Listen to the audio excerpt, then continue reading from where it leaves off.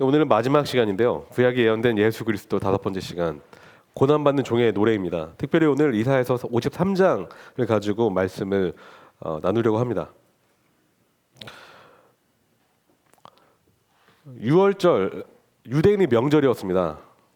그런데 6월절 명절에는 범죄자 중 한 명을 놓아주는 그런 전례가 있었습니다. 그래서 로마에서 파송한 총독이었던 빌라도가 범죄자 중 누구를 석방시킬 것인지 지금 재판하고 있습니다.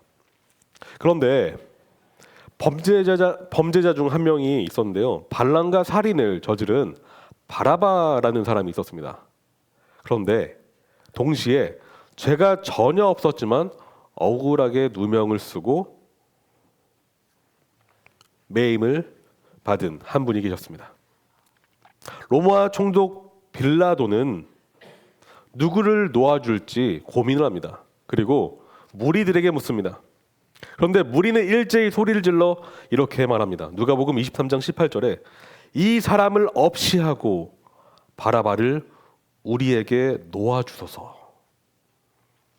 군중들은 일제히 그 죄가 없던 예수님이 아니라 범죄자인 바라바를 놓아달라고 간청을 합니다. 몇 번이나 빌라도는 예수님의 죄를 찾지 못했습니다. 그래서 되묻지만 이 군중들은 계속해서 똑같은 말을 반복할 뿐입니다. 그들이 큰 소리로 재촉하여 십자가에 못 박기를 구하니 그들의 소리가 이긴지라라고 기록되어 있기 때문입니다. 결국 밀란과 살인으로 감옥에 갇혀있던 바라바가 노임을 받고 죄가 전혀 없던 예수님은 십자가 형벌을 받게 됩니다. 성도님, 우리 메시아에 대해서 배웠습니다. 메시아에 대해서 배웠는데요. 그런데 유대인들은 그들이 원한 메시아가 있었습니다. 그들이 간절히 바랬던 메시아가 있었습니다. 그 메시아는 강력한 힘이 센 정치적인 메시아였습니다. 그래서 그들이 겪고 있는 힘듦, 환난, 핍박으로부터 당장 물리적인 고통으로부터 건짐을 받을 수 있도록 도와줄 수 있는 그런 메시아를 원했습니다. 하지만 여호와께서 택하신 종 메시아는 그런 모습이 아니셨습니다. 오늘 이사야 53장을 보시면 배척받고 비천한 모습의 메시아가 나오는데요. 53장 2절을 보시면 이렇게 말씀하고 있습니다. 그는 주 앞에서 자라나기를 연한 순 같고 마른 땅에서 나온 뿌리 같아서 고운 모양도 없고 풍채도 없은즉 우리가 보기에 흠모할 만한 아름다운 것이 없도다라고 말씀하고 있습니다. 고운 모양도 없고 풍채도 없고, 한마디로 말해서 보기에 왕다운 모습이 없었다는 것입니다. 왕답지 않았다는 것이에요. 타락한 사람의 눈으로 봤을 때, 육신의 눈으로 봤을 때 왕다운 용모가 아니셨습니다. 여호와께서 택하신 종은 말이죠. 강력하고 힘 있는 권세자가 아니셨고 흠모할 만한 왕이 아니셨습니다. 그래서 그분은 사람들에게 어떤 취급을 당하셨죠? 멸시받으셨고 무시당하셨고 조롱받으셨고, 다시 말해 존귀한 메시아로 대우받지 못하셨습니다. 바로 사람들은 그분을 멸시했습니다. 심지어 자기 백성에게 철저히 배척당하셨습니다. 그분이 바로 고난 받으신 메시아입니다. 그러나 이는 여호와의 뜻이기도 했습니다. 우리가 명확하게 다 이해는 할 수 없지만, 그런데 여호와께서는 이 일을 정해 놓으셨습니다. 계획하셨다는 것입니다. 여호와의 참된 종의 모습은, 초림 때 그 메시아는 강력한 군주로서의 왕이 아니라 고난받고 핍박받고 죄인의 죄를 대신 짊어지시는 아름다울 그런 용모가 전혀 없어 보였던 그런 메시아셨다는 것입니다. 이 종은 우리 죄를 대신해서 징벌을 받기로 예정되어 있었던 분이십니다. 여호와는 이 고난받는 종을 통해서 십자가의 역사를 우리에게 선포를 하신대요. 지금까지는 배척받으신 메시아인데요. 둘째는 십자가의 고난에 대해서 살펴보겠습니다. 십자가의 고난. 성도님, 사람들은 십자가를 싫어합니다. 여러분, 십자가를 한번 떠올려 보십시오. 로마의 형벌 십자가를 한번 생각해 보십시오.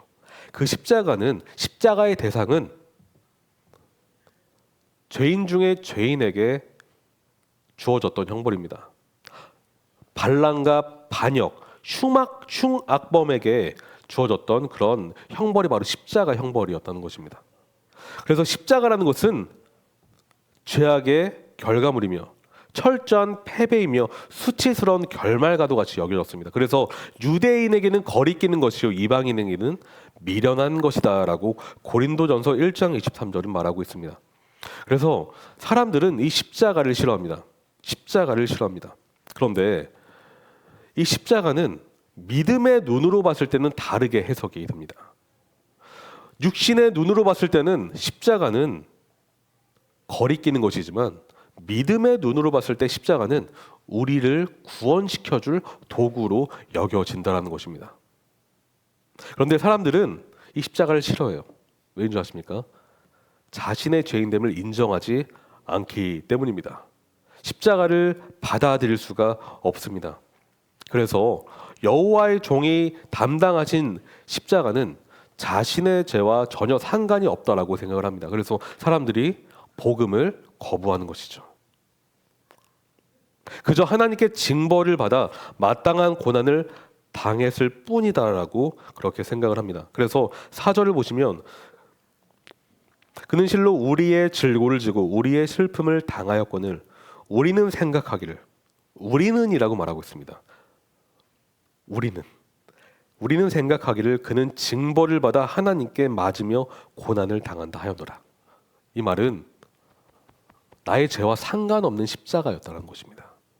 그런데 우리가 그러한 죄인이었습니다. 그리고 우리는 십자가를 받아들이지 않았던 존재였습니다. 하지만 하나님의 은혜로 십자가를 나의 구원의 도구로 받아들이게 됐습니다. 5절을 보시면 이렇게 말씀하고 있는데 같이 한번 읽어볼까요? 5절. 그가 찔림은 우리의 허물 때문이요 그가 상함은 우리의 죄악 때문이라. 그가 징계를 받음으로 우리는 평화를 누리고 그가 채찍에 맞음으로 우리는 나음을 받았도다. 성도님, 왜 이 여호와께서 택하신 종이 질고를 당하셨습니까? 왜 채찍을 맞으셨고 찔림을 당하셨고 버림을 당하셨고 징계를 받으셨습니까? 여호와의 종은 죄가 없는 무음한 어린 양과 같은 그런 분이셨습니다. 그럼에도 불구하고 그분은 죄인처럼 취급받으셨습니다. 그 이유는 바로 우리가 그러한 죄인이기 때문입니다. 우리의 죄를 대신해서 그러한 고난을 당하셨다는 것입니다. 우리의 죄악 때문에 여호와의 종은 고난을 받으셨습니다. 그럼에도 이 메시아 여호와께서 택하신 종은 정말 우리가 이해할 수 없는 반응을 보이시는데요. 우리가 만약에 억울한 일이 있으면 우리는 우리 자신을 변론할 것입니다. 있는 힘을 다해서 변론할 것입니다. 하지만 이 메시아는 그러지 않았습니다. 7절을 보시면 그가 곤욕을 당하여 괴로울 때에도 그의 입을 열지 아니하였으며. 이분은 강력한 권세를 가지신 만왕의 왕이시기 때문에 그분께서 말씀 한마디면 그의 대적을 모두 다 쓸어버릴 수 있는 그런 강력한 힘이 있으심에도 불구하고 이 메시아는 잠잠히 십자가를 지는 자리로 나아가셨습니다. 왜 그러셨을까요? 저와 여러분을 살리시기 위해서 그랬습니다. 그리고 여호와께서 택하신 구원의 방법은 바로 이 십자가였기 때문입니다. 그분은 거짓이 전혀 없으셨지만 그럼에도 불구하고 변론하지 아니하시고 침묵을 지키셨습니다. 마침내 이 여호와의 종은 자기 자신을 제물로 바치셨습니다. 바로 십자가 제사에 자신 스스로를 제물로 바치셨다는 것입니다. 10절을 보시면 이렇게 말씀하고 있는데요. 같이 한번 읽어볼까요? 여호와께서 그에게 상함을 받게 하시기를 원하사 질고를 당하게 하셨은즉 그의 영혼을 속건 제물로 드리기에 이르면, 이렇게 말씀하고 있습니다. 다시 말해 속건 제물, 배상금, 바로 죄값에 대한 그 죄인의 죄값을 자신의 목숨값으로 지불하셨다는 것입니다. 그 죄의 삭은 사망이기 때문에 그 사망은 우리 죄인의 사망으로 대신 갚아질 수 없는 죄값이었기 때문에 무음하신 어린 양이신 예수께서 우리를 대신해서 속건제물이 되셨습니다. 그분이 십자가에 달리셨습니다. 세 번째는 고난의 열매인데요.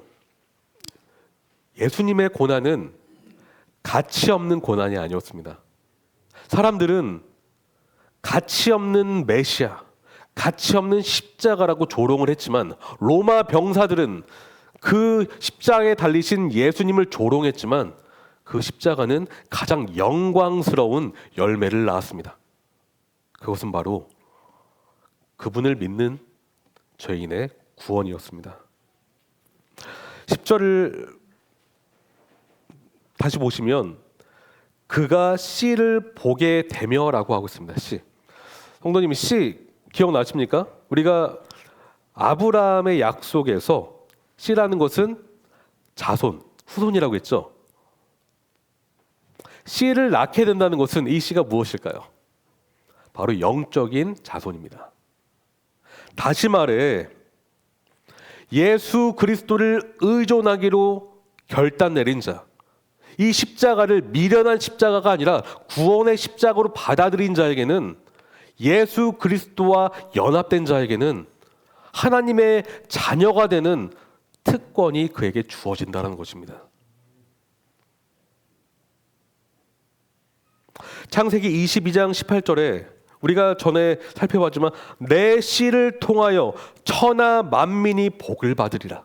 내 씨, 바로 그리스도 예수를 가리키는데요. 그 예수 그리스도를 믿는 자는 영적인 자손이 되어서 그 복, 구원이 그 자손에게 미치게 된다는 것입니다. 하나님은 아브라함에게 또 약속하셨어요. 하늘의 별과 같은 수많은 자손을 주시겠다고요. 그 영적인 자손, 바로 예수 그리스도를 믿는 자에게 하나님은 하나님의 자녀가 되는 권세를 주십니다. 그래서 11절을 보시면 그가 자기 영혼에 수고한 것을 보고 만족하게 여길 것이라. 나의 의로운 정이 자기 지식으로 뭐라고 하고 있죠? 많은 사람을 의롭게 하며. 많은 사람, 저절로 의롭게 된다는 것이 아니라 그리스도 예수를 믿는 많은 사람은 의롭게 된다는 것입니다. 성도님, 예수 그리스도를 통해서 여러분 의롭게 되셨음을 믿으십니까? 여러분이 예수님을 통해서 의로운 자손이 되셨다는 사실 믿으십니까? 우리에게 주어진 그 사명, 선지자적인 사명, 제사장적인 사명, 왕적인 그 사명, 우리는 이제 죄의 종이 아니라 의의 종입니다. 우리는 이제 그리스도 예수의 의로운 백성입니다. 우리는 복음이 우리의 가치이며 복음이 우리 삶의 생명이며 능력이며 우리 앞길을 비추는 등불입니다. 그래서 12절을 보시면 그러므로 내가 그에게 존귀한 자와 함께 몫을 받게 하며 강한 자와 함께 탈취할 것을 나누게 하리니 이는 그가 자기 영혼을 버려 사망에 이르게 하며 범죄자 중 하나로 헤아림을 받았음이니라. 우리 대신 범죄자처럼 취급당하신 그 고난받는 종, 그분의 희생, 그분의 사랑 때문에 우리가 남을 얻었고 우리는 이제 하나님의 백성으로 살아가고 있습니다. 그런데 놀랍게도 그 메시아께서 여러분을 위해서 지금 중보하고 계십니다. 여기 보시면 그러나 그가 많은 사람의 죄를 담당하며 범죄자를 위하여 기도하였느니라. 이 기도하였느니라 동사가 완료형이 아니라 미완료형이에요. 다시 말해서 계속해서 기도하신다는 뜻입니다. 누구를요? 여러분을 위해서. 그 중보자께서 여러분을 위해서 지금도 기도하고 계십니다. 우리는 이제 5일 동안에 말씀을 다 들었습니다. 그리고 우리가 주일날 이제 부활하신 예수님에 대한 말씀을 드릴 것인데요. 성도님, 저희가 이 부활 주일에만 부활을 생각해서는 안 됩니다. 우리는 매일매일 부활하신 예수님 안에서 부활의 소망을 품고 살아야 됩니다. 왜냐하면 우리는 죄와 사망에서 건짐받았기 때문입니다. 우리는 부활한 백성입니다. 여러분, 그 부활하신 예수님을 붙잡고 매일매일 승리하는 삶을 살아가기를 소망합니다. 오늘 같이 기도 이제 마무리하시는 시간인데요. 보시면 죽음에서 부활하신 예수님을 바라보며 소망과 기쁨이 넘치는 신앙생활을 할 수 있도록 우리 다 같이 자신뿐만 아니라 우리 형제 자매님들을 위해서 같이 기도했으면 좋겠습니다. 오늘 우리를 위해서 지금도 기도하고 계시는 중보자이신 예수님을 본받아 우리가 서로 그런 형제 자매님들을 위해서 기도하는 그런 사랑의 기도의 시간을 가지셨으면 좋겠습니다. 다 같이 기도하겠습니다.